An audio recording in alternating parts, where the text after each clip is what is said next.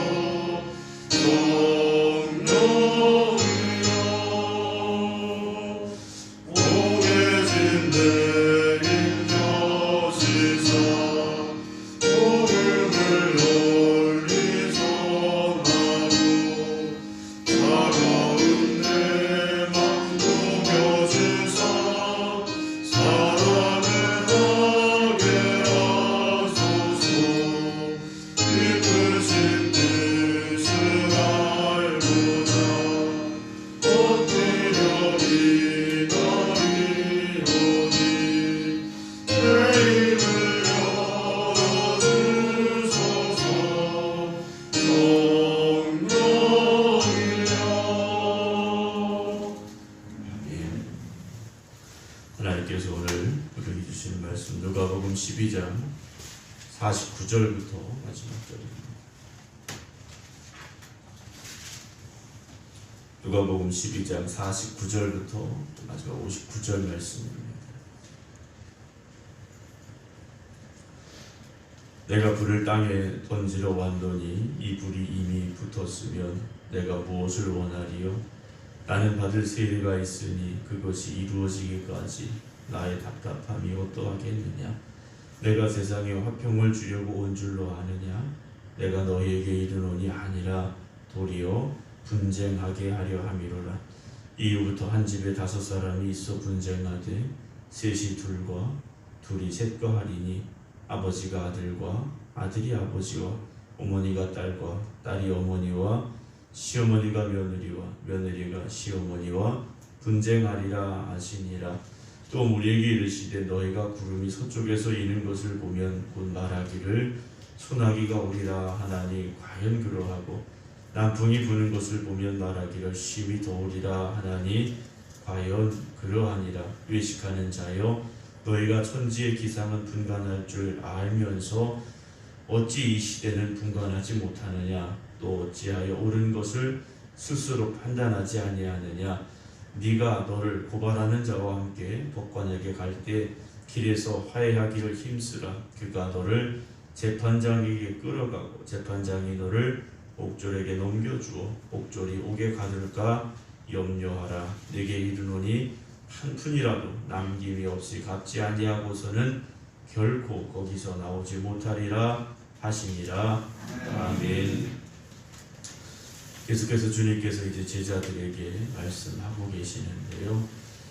어제도 보신 말씀입니다. 41절에 베드로가 예수님 이 비유를 우리에게 하십니까? 모든 사람에게 하십니까? 라고 물었을 때 베드로를 향하여 이제 주고 계신 계속된 말씀인데요. 오늘 49절에 보게 되면 내가 불을 땅에 던지러 왔다라고 주님께서 말씀을 하고 계십니다. 불을 던지러 오셨다. 이 불이 어떤 불일까 우리가 생각을 해보게 됩니다. 뭐 불의 종류는 여러 가지가 있을 수 있겠죠.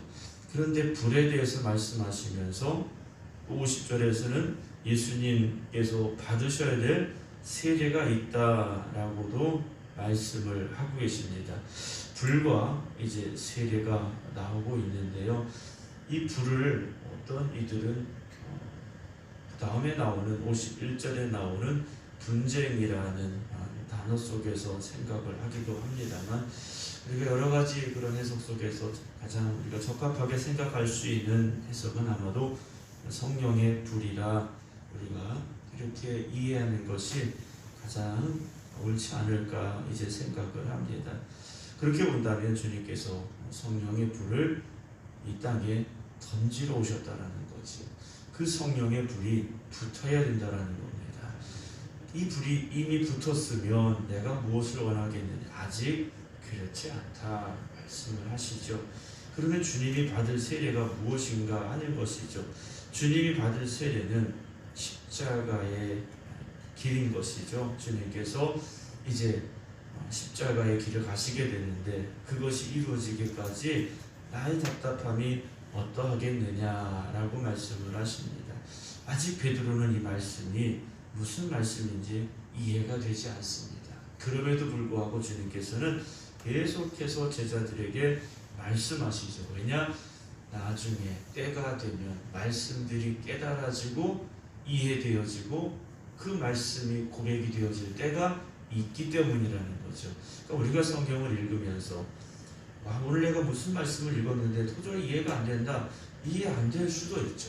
우리가 성경의 모든 말씀을 이해할 수 없습니다. 성경에는 하나님의 섭리와 지혜가 담겨져 있기 때문에 우리가 모든 것이 읽는 순간순간 깨달아지고 이해되지 않습니다. 그러나 때가 되면 성령님께서 우리에게 지혜를 주실 때 말씀이 이어지고 깨달아지고 고백되어지는 그런 역사가 있게 됨을 우리가 믿고, 오늘도 우리가 무엇을 해야 되느냐? 말씀을 읽어야 됩니다.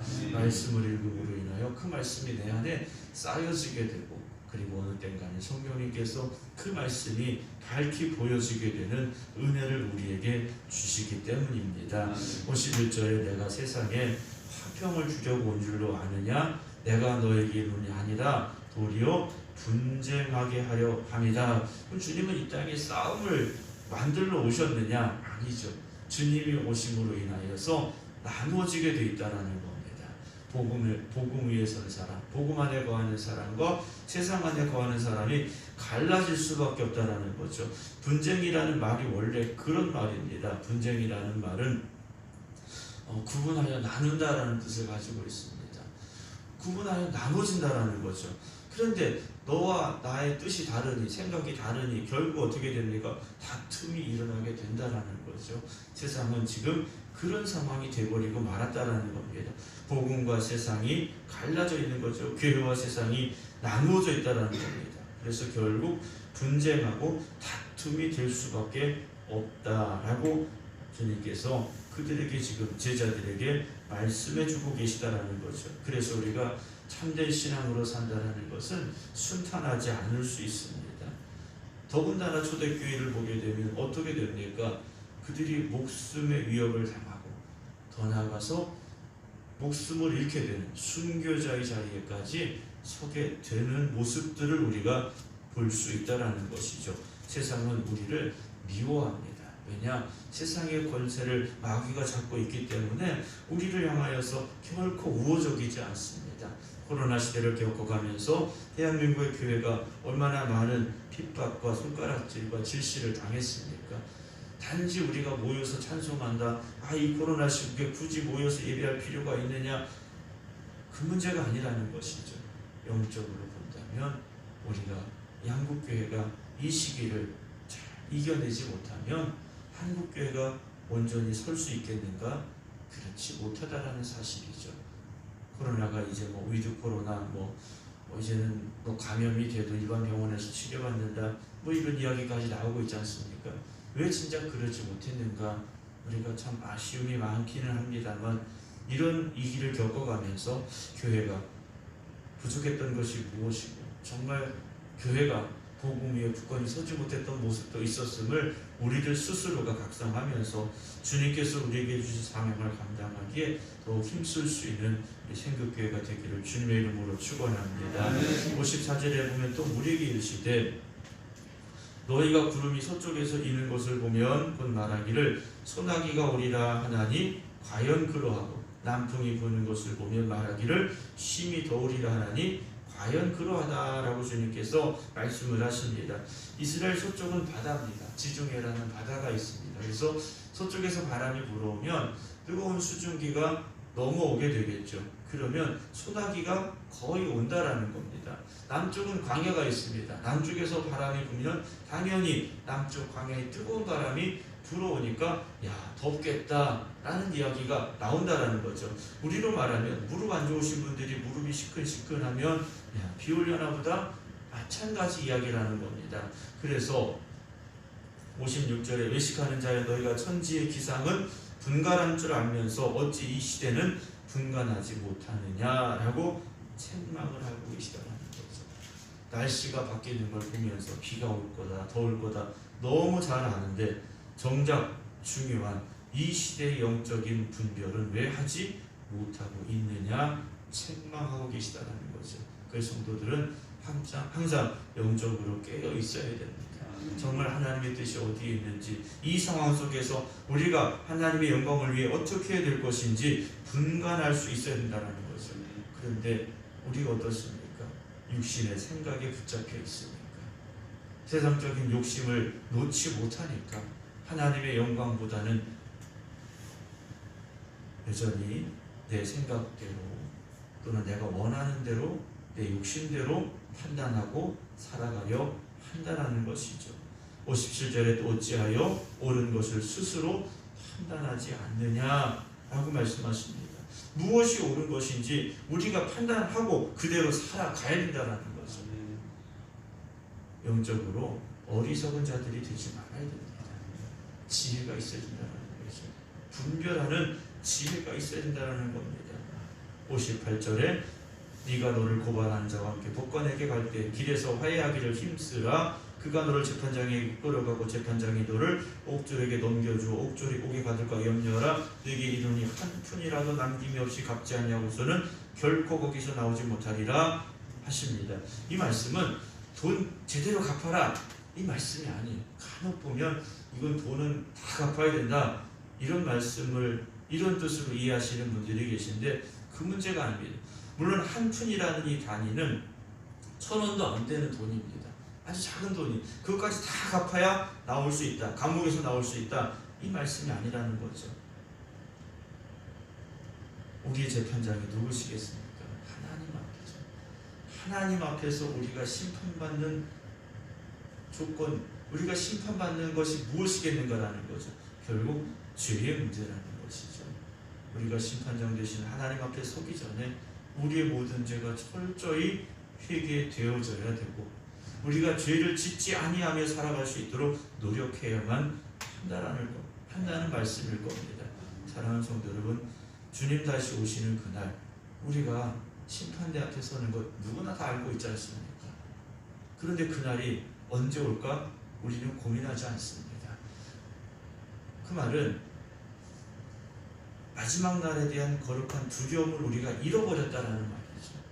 그저 오늘 하루 사는 것에 급급하니까 그냥 세상 사람들처럼 뭘 먹을까, 뭘 마실까, 뭘 입을까 이 문제에 빠져 있으니까 심판장 되시는 하나님 앞에 서는 그날에 우리가 어떻게 어떤 모습으로 설 것인가에 대한 고민이 없고 두려움이 없다라는 것이죠. 우리가 그 거룩한 두려움을 회복할 수 있기를 주님의 이름으로 축원합니다. 그곳에서의 판결이 어떤 판결이겠습니까? 천국에 가든지 지옥에 가든지 그 판결밖에 없지 않습니까?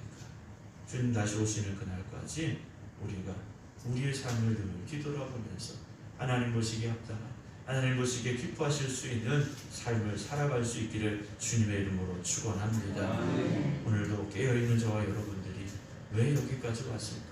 또 각 가정에서 왜 우리가 깨어있을까? 단지 우리의 필요하고 우리의 구하는 것 그것 세상의 것만이 아니라 오늘 나를 통하여서 이루어가기를 원하시는 하나님의 그 거룩하신 뜻이 무엇인가를 우리가 깨닫기로 그 고백대로 살아갈 수 있는 저와 여러분들이 될 수 있기를 주님의 이름으로 축원합니다. 기도하겠습니다. 사랑과 은혜가 풍성하신 아버지 하나님, 일주일의 삶을 이제 마무리하며 토요일 새벽 저를 깨어 주님 앞에 있습니다. 우리가 그저 눈을 떠서 잠자리에서 일어나서 말씀 앞에 있는 것이 아니라 영적으로 깨어있는 저희를 되게 하여 주시옵소서. 주님 언제 오실지 모르니 우리가 늘 깨어있으라고 말씀해 주셨는데, 주님 맞을 준비를 하고 있으라고 우리에게 경고하셨는데, 오늘 우리가 정말 영적으로 깨어있었는지, 주님 언제 오시든지 맞을 준비가 되어 있는지 우리들 자신을 점검하고 돌아보게 하여 주시옵소서. 여전히 우리가 세상의 사람들처럼 세상의 것에 매여서 세상의 것만 위하여 달려가는 삶이었다면 깨닫게 하시고 회개하게 하시고, 정말 나에게 주신 하나님의 뜻을 위하여서, 하나님이 나에게 주신 그 사명을 위해서 힘써 살아가는 저희들 되게 하여 주시옵소서. 주님 다시 오시는 그날에 우리가 서야 될 그 자리가 천국문을 향하는 자리가 되게 하여 주시옵소서. 이 땅을 살아가면서 하나님 다시 만날 그 거룩한 두려움을 우리가 회복하게 하여 주시어서 매일 매 순간 하나님의 자녀답게 살아가는 저희들 되기를 원하오니, 성령님께서 오늘 저희와 함께하여 주시옵소서. 이제는 우리 주 예수 그리스도의 은혜와 아버지 하나님의 극진하신 사랑하심과 성령님의 감동 감화 교통하심이 오늘도 주님 오실 날을 준비하며 이 하루를 살아가겠습니다. 기도드리는 모든 성도들 위해 이제부터 영원토록 함께 하시기를 간절히 축원하옵나이다. 아멘.